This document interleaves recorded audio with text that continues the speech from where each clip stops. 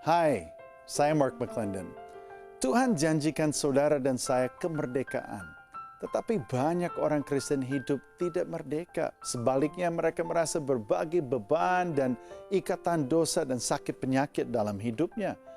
Nah, hari ini bergabung dengan saya di sebuah kebaktian di Kota Medan, di mana saya mau bicara mengenai hati yang terluka dan bagaimana kita bisa mengalami pemulihan yang sungguh-sungguh memerdekakan kita.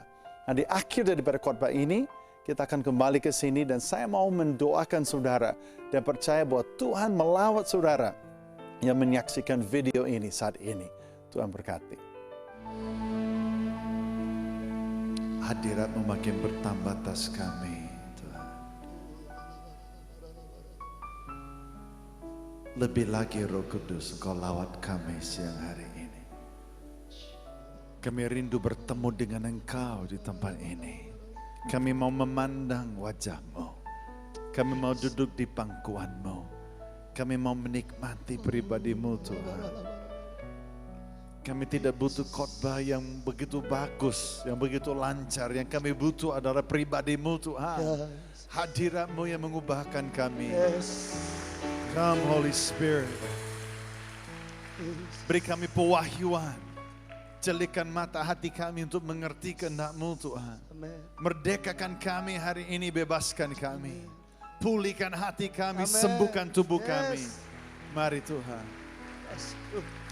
Terima kasih Tuhan. Kami serahkan waktu ini.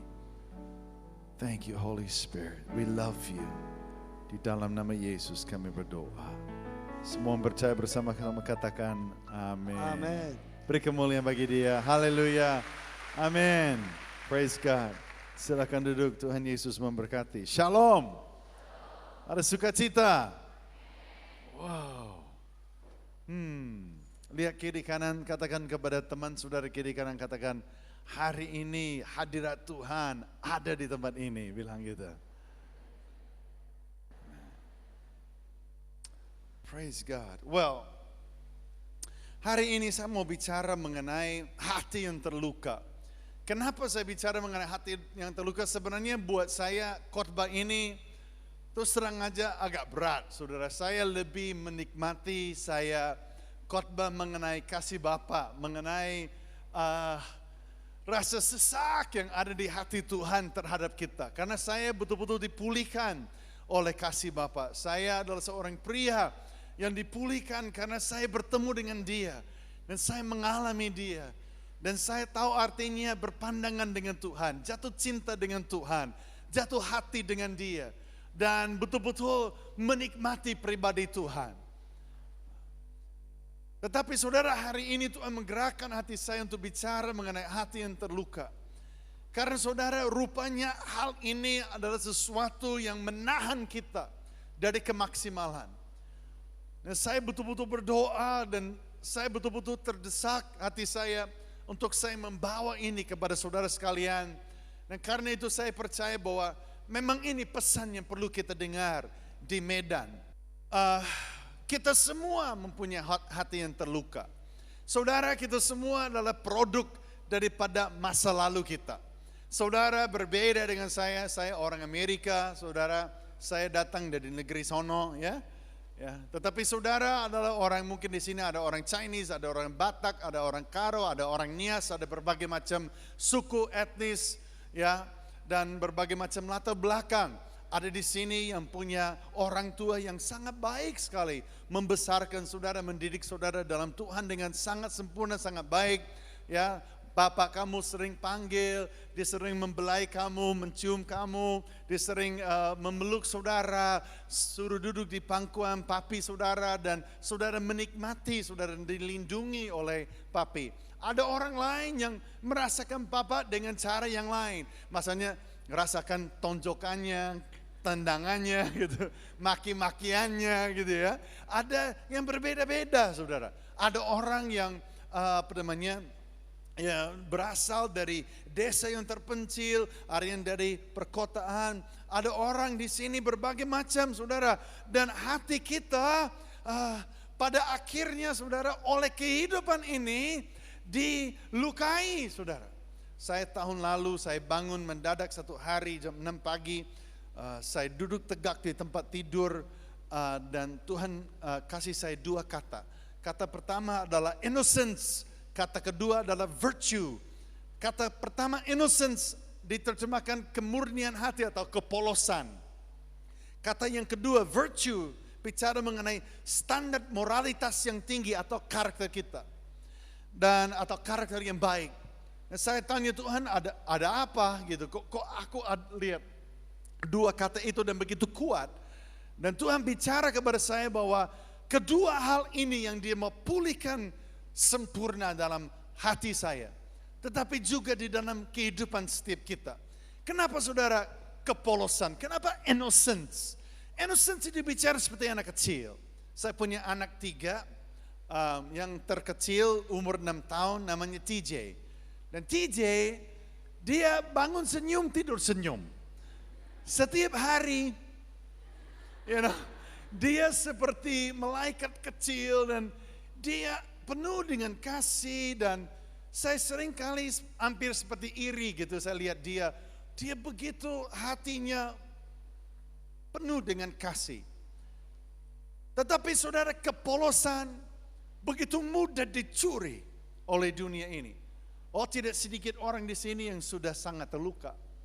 Tidak sedikit wanita di sini yang sudah pernah dilecehkan atau bahkan diperkosa. Tidak sedikit pria di sini yang sudah diperlakukan dengan tidak adil. Kalau bukan oleh ayahnya, oleh orang lain. Dan anggota keluarga yang paling dekat dengan kita, paling mudah menyakiti kita. Belum lagi teman, belum lagi saudara-saudara yang lain. Belum lagi saudara dunia ini dengan segala prakteknya. Dengan segala hal yang begitu tidak adil. Dan kita diperlakukan dengan tidak adil. Kita diperlakukan dengan berbagai macam kejahatan saudara. Sehingga hati kita terluka. Saya seperti itu saudara, saya besar dalam rumah tangga Kristen. Dari kecil aku Kristen, dari owe saya Kristen. Kenapa orang Indonesia bilang owe gitu ya? Padahal saya nggak pernah dengar bayi bilang owe gitu. Tapi itulah bahasa Indonesia ajaib. Bahasa Indonesia itu sangat merepotkan saudara. Bahasa Indonesia itu kacau sama sekali. Orang bule datang ke sini belajar sampai jereng nggak ngerti-ngerti itu. Karena bahasa Indonesia itu penuh dengan singkatan-singkatan dari tell me sampai jablay.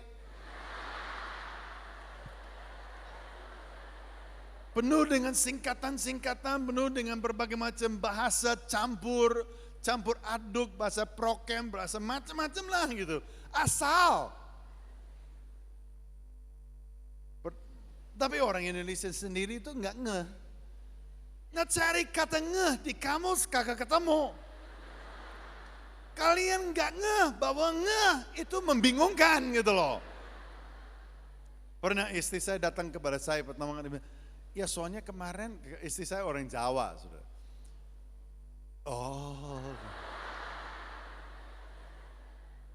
Oh pantasan. Apa maksudnya? Maksud lo?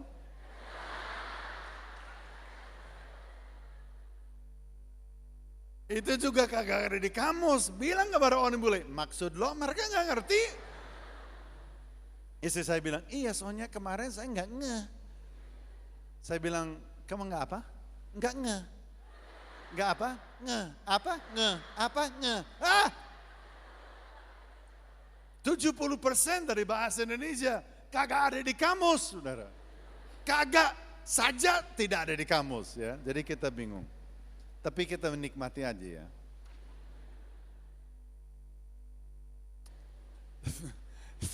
Saya ingat pertama kali saya di Jakarta, bulan pertama saya ada di Indonesia. Kemana-mana saya geblek sekali, saya bawa kamus. Seolah-olah kamus itu akan menolong saya, padahal enggak sama sekali. Saya naik taksi di Jakarta. Ini kebaktian ketiga saya sedikit mabok, saudara, kebaktian ketiga ini udah. Karena urapan Tuhan itu makin bertambah. Amin. Terus saya naik taksi, namanya Kosti Jaya.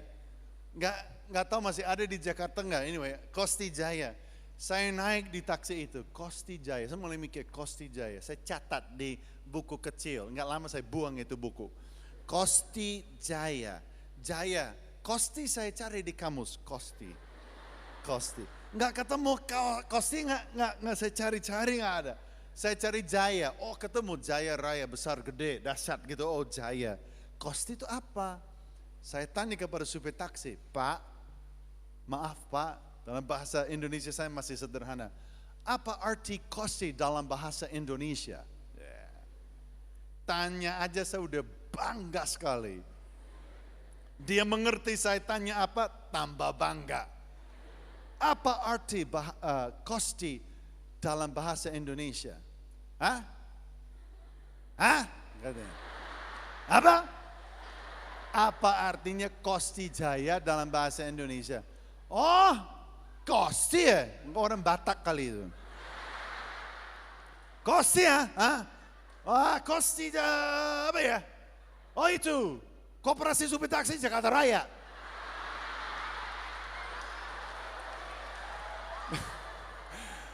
Tahu nggak, langsung lemes, semua tulang-tulang saya lemes.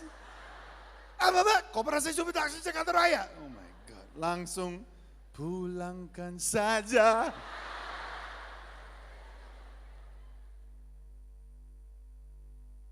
Oke. Saya besar dalam rumah tangga Kristen yang betul-betul baik, udah lupa khotbah saya ya. Dan tetapi saya punya ayah yang kalau dia sudah marah saudara, dia kilaf.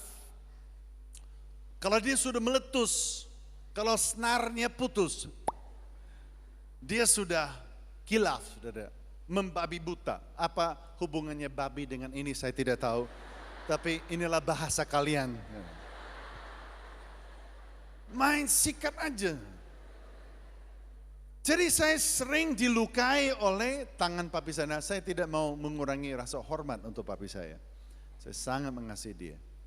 Dan saya sangat dekat dengan papi saya. Tetapi dia kalau sudah seperti itu saudara, dia nggak peduli, dia nggak lihat lagi saudara, dia main sikat.